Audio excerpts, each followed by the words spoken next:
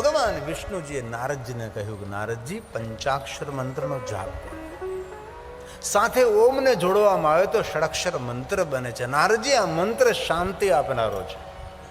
આ મંત્ર સુમતિ આપનારો, સંપત્તિ આપનારો, સંતતિ આપનારો મંત્ર છે. આ મંત્ર જીવનની દરેક કામના, મનોકામના પૂર્ણ કરનારો મંત્ર છે. નારદજી, તમે પંચાક્ષર મંત્રનો જાપ કરો. ભગવાન વિષ્ણુજીએ નારદજીને ઓમ નમઃ શિવાય મંત્ર આપ્યો છે. સર્વ શ્રુતિ શ્રુતમ શૈવમ મંત્ર જપક્ષરક્ષરમ. તમે નારદજી ઓમ નમઃ શિવાય મંત્ર જાપ કરો, તમારું કલ્યાણ થશે. વિષ્ણુ ભગવાને પહેલી વાત કરે છે ભાલમાં ભસ્મનું ત્રિપુંડ કરો. વિષ્ણુ ભગવાને બીજી વાત કરી છે નારદજી પંચાક્ષર મંત્રનો જાપ કરો. હવે ભગવાન વિષ્ણુજી ત્રીજી વાત કરે છે. નારદજી, ત્રીજી વાત જે મનને શાંતિ આપે છે, વિચલિત મનને સ્થિર કરે છે, જે સાધના પરંપરામાં જે સહયોગી છે, કોઈ સાધના માર્ગમાં જેને આગળ વધવું છે તેના માટે બહુ જ સહયોગી છે. નારદજી ત્રીજી વાત ભગવાન શ્રી હરિ, ભગવાન વિષ્ણુજી બોલે છે, હે નારદ, સર્વાંગેષુ પ્રયત્નેન. ભગવાન વિષ્ણુ કહે છે પૂરા અંગ પર પ્રયત્નપૂર્વક.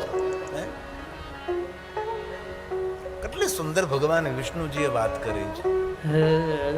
વિષ્ણુ ભગવાન નારદજીને શિવ ભક્તિનું માર્ગદર્શન આપે છે અને આ શિવ ભક્તિનું દ્વાર છે.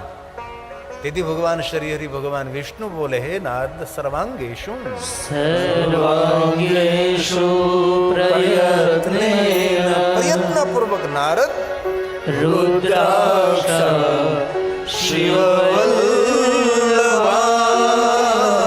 શિવજીને બહુ જ વાલા છે રુદ્રાક્ષ. સોના ચાંદી હીરા મોતી નહીં, શિવજીને રુદ્રાક્ષ વાલા. રુદ્રાક્ષ શિવ વલ્લભાન. વલ્લભાન એટલે વહાલું લાગવું.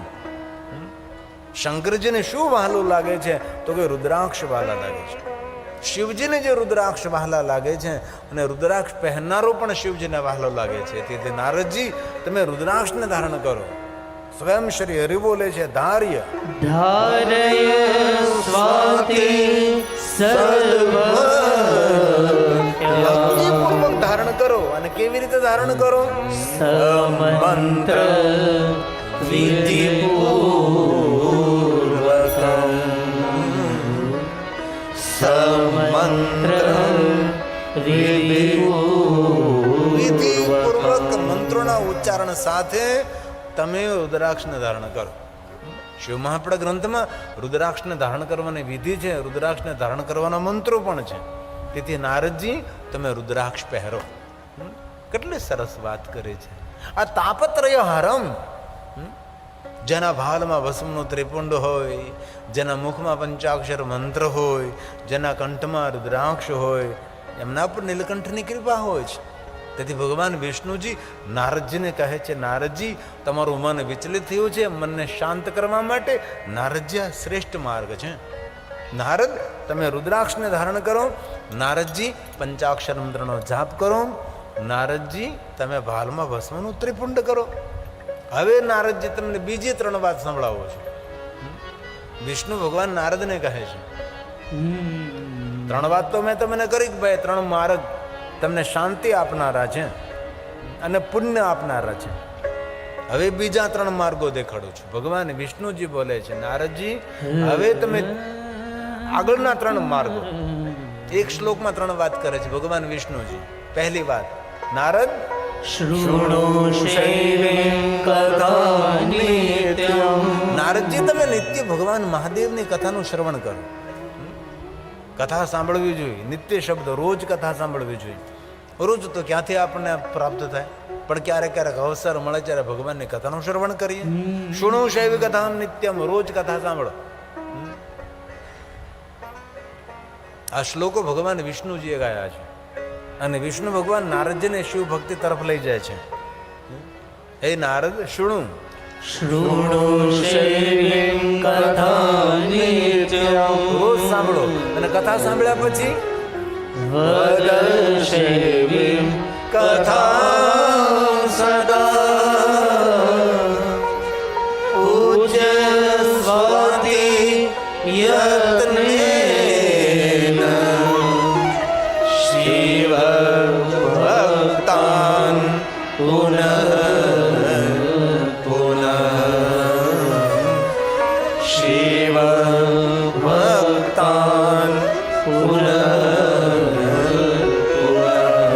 મહાદેવના ભક્તોના સંગમાં રહે અને શિવ ભક્તોની સેવા કરો. ભગવાન મહાદેવની કથાનું શ્રવણ કરીને કથાનું મનન કરો અને કથાનો સંદેશ પહોંચાડો કોઈ સુધી. અને મહાદેવના ભક્તોના સંગમાં રહી અને શંકર ભગવાનના જે ભક્તો હોય એમની સેવા કરો. ભગવાન શ્રી હરિ નારદજીને કહ્યું છે તમે મહાદેવની કથાનું શ્રવણ કરો. નારદજીએ પૂછ્યું કે ભગવાન આપ મને માર્ગદર્શન કરો, મને મહાદેવની કથા કોણ સંભળાવે? ત્યારે ભગવાન વિષ્ણુજી નારદજીને કહે છે કે નારદ, મહાદેવની કથા સાંભળવા માટે તમે બ્રહ્મલોકમાં જાઓ અને તમારા પિતા બ્રહ્માજી તમને મહાદેવની કથા કહેશે અને આપના પિતા બ્રહ્માજીની સામે જઈને તમે જિજ્ઞાસા ભાવ પ્રગટ કરજો કે મને મહાદેવની કથા સાંભળવી છે. બ્રહ્માજી તમે મને શંકર ભગવાનની કથા સંભળાવો. ભગવાન વિષ્ણુજીએ નારદજીને સુંદર માર્ગદર્શન પૂરું પાડ્યું છે અને નારદજી ભગવાન વિષ્ણુના સાનિધ્યને છોડી ભગવાન વિષ્ણુજીને પ્રણામ કરી વિષ્ણુ ભગવાન પાસેથી સુંદર કથા કથન શ્રવણ કરી અને નારદજી બ્રહ્મલોકમાં આવે છે. બ્રહ્માજી સુંદર ઊંચા આસન ઉપર બિરાજમાન છે. નારદજી આવીને બ્રહ્માજીને પ્રણામ કરે છે. પિતા બ્રહ્માજીને સાષ્ટાંગ પ્રણામ કરે છે. પિતા બ્રહ્માજીને નારદજી દંડવત પ્રણામ કરે છે અને દંડવત પ્રણામ કરી નારદજી પોતાના પિતા બ્રહ્માજીની સુંદર પરિક્રમા કરે છે અને પરિક્રમા કરીને ફરી પાછા પ્રણામ કરે છે, ફરી પાછા સાષ્ટાંગ પ્રણામ કરે છે. નારદજી ફરી પાછા દંડવત પ્રણામ કરે છે. નત મસ્તક બે હાથ જોડી નારદજી સુંદર બ્રહ્માજીની સ્તુતિ કરે છે. પુત્રનો પિતા સાથેનો વ્યવહાર કેવો હોવો જોઈએ નારદજી શીખવાડે છે. આપણા વડીલો સાથે આપણો શિષ્ટાચાર કેવો હોવો જોઈએ એની આપણને સભાનતા હોય છે. આજે સમાજની અંદર ઘણો બધો અભાવ દેખાય છે.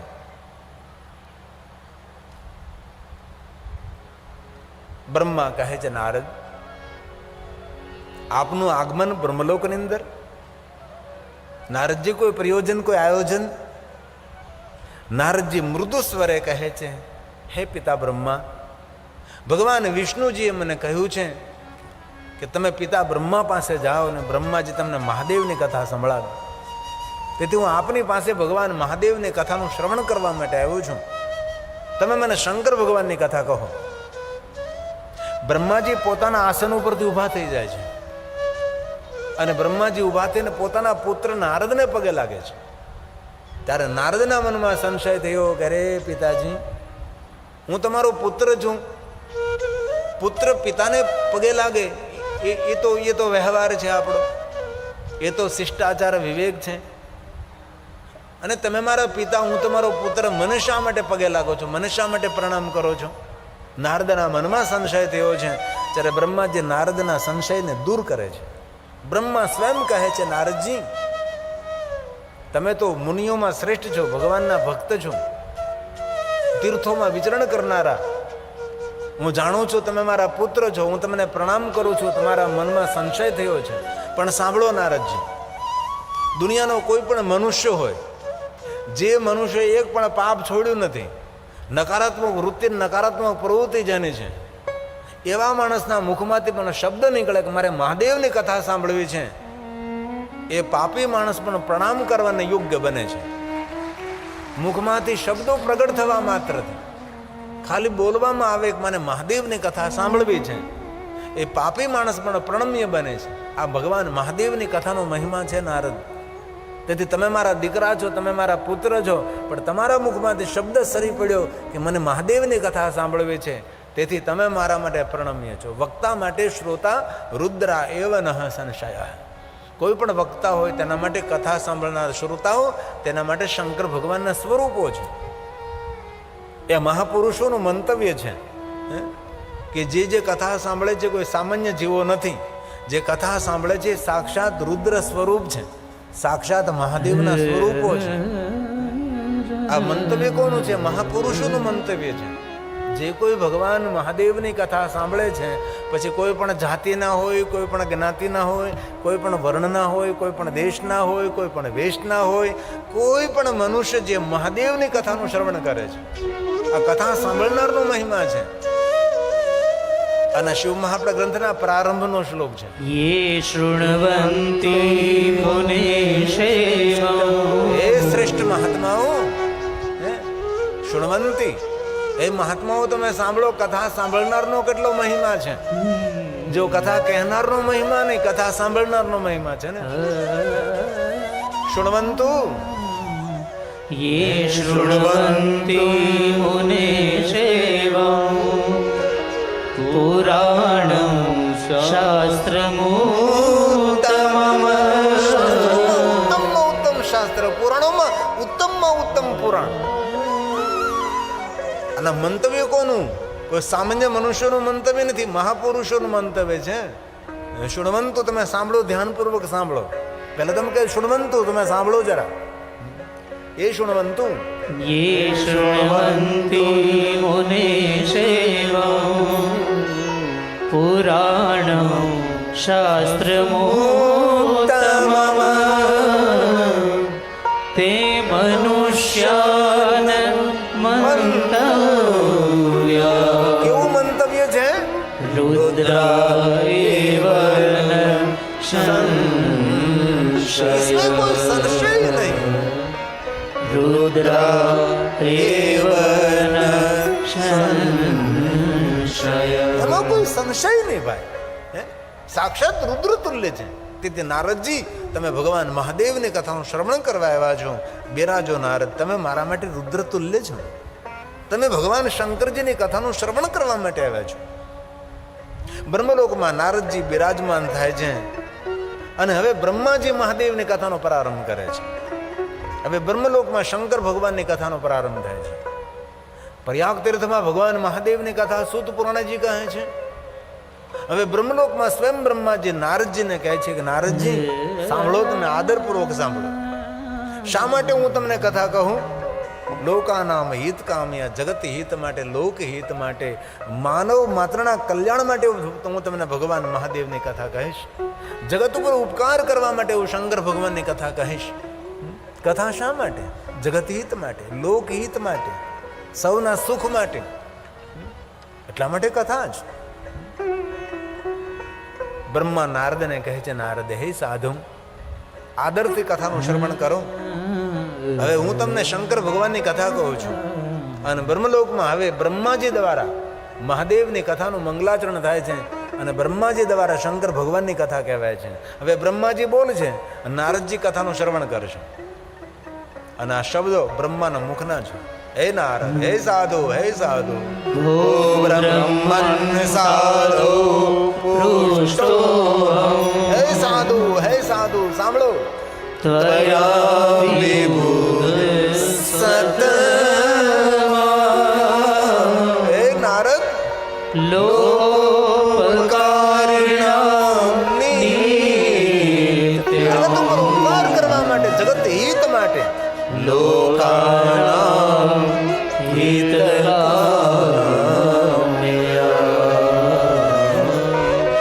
લોકાનામ હિતકામ્ય. જગત હિત માટે, લોક હિત માટે હું તમને ભગવાન મહાદેવની કથા કહીશ. હવે બ્રહ્માજી બ્રહ્મલોકમાં ભગવાન મહાદેવની કથાનો પ્રારંભ કરે છે. નારદજી શ્રોતા છે, બ્રહ્માજી વક્તા છે. એક વક્તા છે, એક શ્રોતા છે. પ્રયાગ તીર્થમાં એક વક્તાશ્રી છે ને શ્રોતાઓની સંખ્યા અકલ્પનીય, અગણિત છે. અગણિત સંખ્યામાં, અકલ્પનીય સંખ્યામાં, સંખ્યાના વિદ્યતે ઇતની સંખ્યામાં ભગવાન મહાદેવની કથાનું શ્રવણ કરનારા શયનકાદિ મહાત્માઓ, જ્યાં ગંગા યમુના અને માતા સરસ્વતી બિરાજે છે. ધર્મક્ષેત્રે મહાક્ષેત્ર ગંગા કાલિંદી સંગમે પ્રયાગે પરમ પુણ્ય બ્રહ્મલોકસ્ય વર્તમને. પુણ્ય નહીં, પરમ પુણ્ય આપનારું પ્રયાગ તીર્થ છે. ત્યાં સૂત પુરાણજી ભગવાન મહાદેવની કથાનું ગાયન કરે છે. અને હવે બ્રહ્મલોકની અંદર સ્વયં બ્રહ્માજી ભગવાન મહાદેવની કથાનો પ્રારંભ કરે છે. નારદ, આપને હું ભગવાન મહાદેવની કથા કહું એ પહેલા ભગવાન શંકરની સ્તુતિ કરો, ભગવાન મહાદેવની સ્તુતિ કરો. ભગવાન શંકરજીની સ્તુતિનું ગાયન થયું છે. શિવ મહાપડ અંતર્ગત અનેક દેવી દેવતાઓના મુખથી પ્રગટ થયેલી સ્તુતિઓ છે. બહુ સુંદર કથા છે. બ્રહ્માની દ્રષ્ટિ શંકરજી મહાદેવજી કેટલા શ્રેષ્ઠ છે, કેટલી મહાન છે. આ શ્લોક સ્વયં બ્રહ્માજી બોલે છે અને પ્રણામ કરે છે મહાદેવજીને. એ નારદ સાંભળો, હું તમારી સામે શંકર ભગવાનની કથા કહું એ પેલા ભગવાન શિવની સ્તુતિ કરું. મહાદેવની સ્તુતિ કરી છે. નમો સવનંત રૂપાય. બ્રહ્માના મનમાં અસમંજસ, ક્યાં રૂપની વંદના કરું, ક્યાં રૂપને પ્રણામ કરું, ક્યાં રૂપને નમસ્કાર કરું, ક્યાં રૂપને હું નમન કરું. મહાદેવ આપના તો અગણિત અકલ્પનીય રૂપ છે.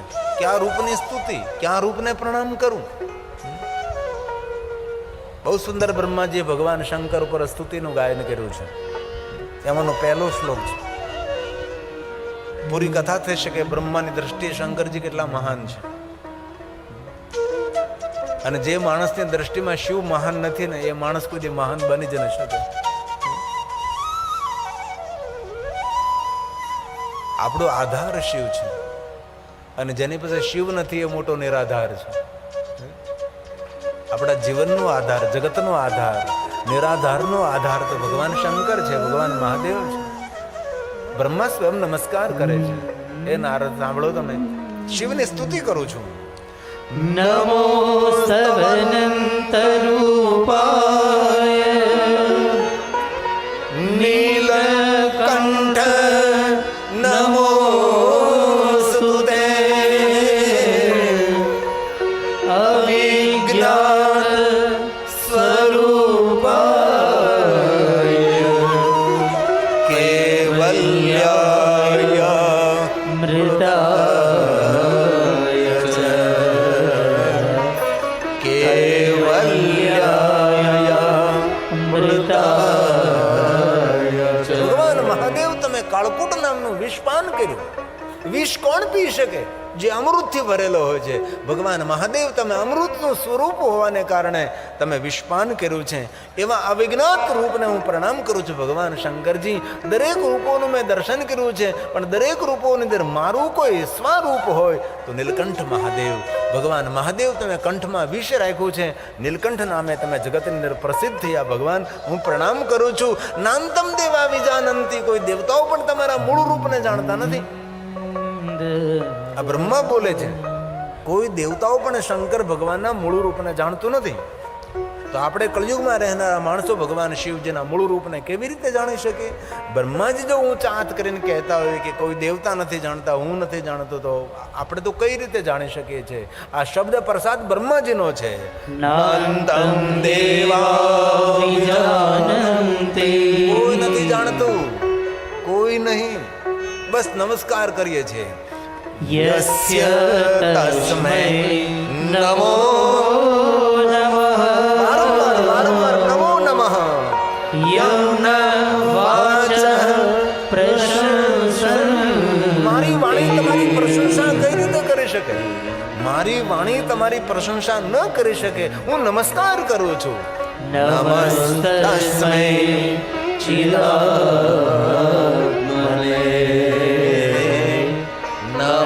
નમસ્તસ્મૈ ચિદાત્મને. દરેક ચિત્તની અંદર રહેલા પરમાત્મા ભગવાન શિવ હું પ્રણામ કરું છું. બ્રહ્માજીએ ભગવાન શિવજીને સુંદર સુંદર દિવ્ય સ્તુતિનું ગાયન કર્યું છે. બહુ મોટી સ્તુતિ છે, બહુ લાંબી સ્તુતિ છે. હવે બ્રહ્મા કહે છે, નારદ સાંભળો, હવે શિવ મહાપણ કથાનો પ્રારંભ કરું છું. શિવ તતમ નામયમ. આપણે બંને જણા ભગવાન શિવનું નામ લઈએ અને શિવને યાદ કરીને શિવની કથાનો પ્રારંભ કરીએ છીએ. અને હે નારદ, જ્યારે મહાદેવની કથાનો પ્રારંભ સર્વ પાપ ક્ષયો ભવે. દરેક પાપોમાંથી મનુષ્ય મુક્ત બની જાય છે. જ્યારે શંકર ભગવાનની કથાનો પ્રારંભ થાય છે, મહાદેવની કથા જ્યારે ગવાય છે, તદહમ તે પ્રવક્ષ્યામિ સર્વ પાપ ક્ષયો ભવે અછૂત્વા સર્વ લોકાનામ. જગત હિત માટે, લોક હિત માટે હે નારદજી હું તમારી સમક્ષ ભગવાન મહાદેવની કથા કહીશ. હવે બ્રહ્માજી ભગવાન શિવની કથાનો પ્રારંભ કરે છે. કથા કેવી? તો કે જીવનના દરેક પાપોમાંથી મુક્ત કરનારી ભગવાન મહાદેવની કથા છે. અને આ બધા શ્લોકો બ્રહ્માજી બોલ્યા છે, સ્વયં બ્રહ્મા બોલે છે, હે નારદ, યશુત્વા સર્વલોકાનાં જગત હિત માટે, લોક હિત માટે, હે નારદ, માનવ માત્રના મંગલ અને કલ્યાણ માટે અને મનુષ્યને પાપમાંથી મુક્ત કરવા માટે સર્વ પાપ ક્ષયો ભવે. તેથી કથા સાંભળનારો માણસ પાપમાંથી મુક્ત બને છે. તેથી તેને જીવનમાં હળવાશની અનુભૂતિ થાય છે. કથા સાંભળવાથી માણસ હળવો ફૂલ બને છે. કથા સાંભળવાથી હલકો ન બને, હળવો બને છે. કારણ કે પાપનો ભાર ઉતરે છે. સાંભળો નારદજી, ભગવાન મહાદેવની કથા બ્રહ્માજી કહે છે, તદહમ તે પ્રવક્ષ્યામિ હે નારદ, શિવ તત્વં નામયં શિવ તત્વં નામયં. હું ને તમે બંને ભેગા મળી ભગવાન શિવનું નામ લઈ હવે તમારી આગળ હું ભગવાન શિવની કથાનો પ્રારંભ કરું છું. પણ નારદજી કથા કહેતા પહેલા ઊંચા હાથ કરીને તમારી સામે હું સ્વીકારું છું, શિવ તત્વ મયા ને, હું શિવ તત્વને જાણતો નથી. કોણ કહે છે? બ્રહ્માજી બોલે છે. કેટલો સુંદર સ્વીકાર છે. શ્રેષ્ઠ માણસો હોય ને એ વસ્તુનો સ્વીકાર બહુ કરે કે મને ખબર નથી ભાઈ. એટલે જે વસ્તુની આપણને ખબર ન હોય તેના પર વિવરણ ન કરું, વ્યાકરણ ન કરું, વિસ્તાર ન કરું અને તેના પર વ્યાખ્યાન ન આપું. જે વસ્તુને આપણને ખબર હોય તેના માટે આપણે કહીએ ભાઈ આ વસ્તુનો જાણકાર છું, મને એટલી ખબર છે, આનાથી વધારે ખબર નથી. આ બ્રહ્માજીનો મોટો સ્વીકાર છે કે નારદ, હું શિવ તત્વ નથી જાણતો. બ્રહ્મા કોઈ સામાન્ય દેવતા તો નથી. સુંદર સૃષ્ટિનું સર્જન કરનારા, સુંદર સૃષ્ટિનું નિર્માણ કરનારા બ્રહ્મા છે. તો પણ ઊંચા હાથ કરીને કહે છે, નારદજી મને ખબર નથી. કેટલો સુંદર સહજતાપૂર્વક સ્વીકાર કર્યો છે. બ્રહ્મા બોલે છે, શિવ તત્વં મયાનેવ. બ્રહ્મા બોલે છે, શિવ તત્વ મયા ને, હું નથી જાણતો. અરે હું તો નથી જાણતો નારદ, વિષ્ણુને ખબર નથી. વિષ્ણુ નાપી યથા વિષ્ણુ થોડું ઘણું જાણે છે, સંપૂર્ણ તો વિષ્ણુ ભગવાનને પણ ખબર નથી. કોણ છે, ક્યાં છે, કેવો છે, ખબર નહીં. હે નારદ, કોઈ દેવતાઓ પણ જે તત્વને જાણતા નથી, જે તત્વને હું જાણતો નથી, જે તત્વને શ્રી હરિ પણ જાણતા નથી, જે તત્વને વેદ પુરાણ નિરંતર નીતિ નીતિ શબ્દોથી પુકારતા રહે છે, બસ કોઈ છે અબધતે તે ચકિતમ, વેદ પણ ચકિત બની જાય છે.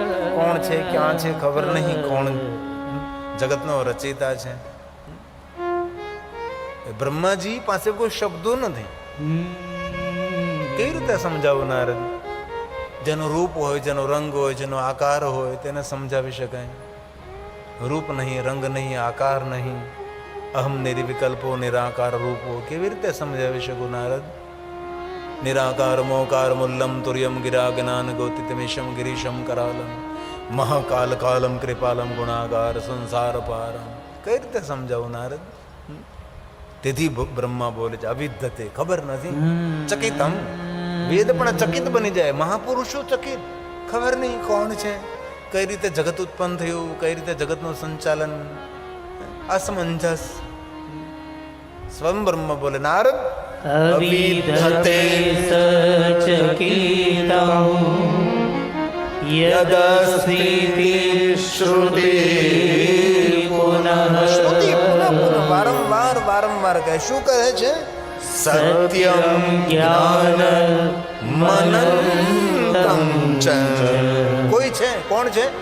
પરમાનંદમ પરમમયમ પરમાનંદમ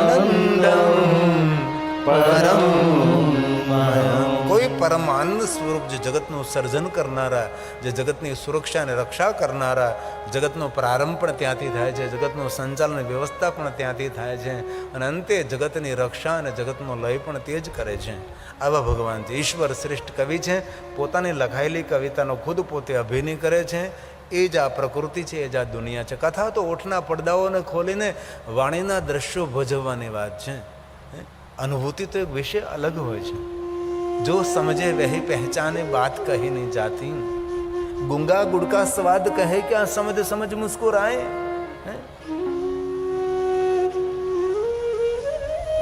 ઈશ્વર અનુભૂતિનો વિષય છે નારદ. કઈ રીતે હું તમને સમજાવી શકું? જે તત્વને વેદ પૂર્ણ નીતિ નીતિ નીતિ શબ્દોથી પુકારતા હશે,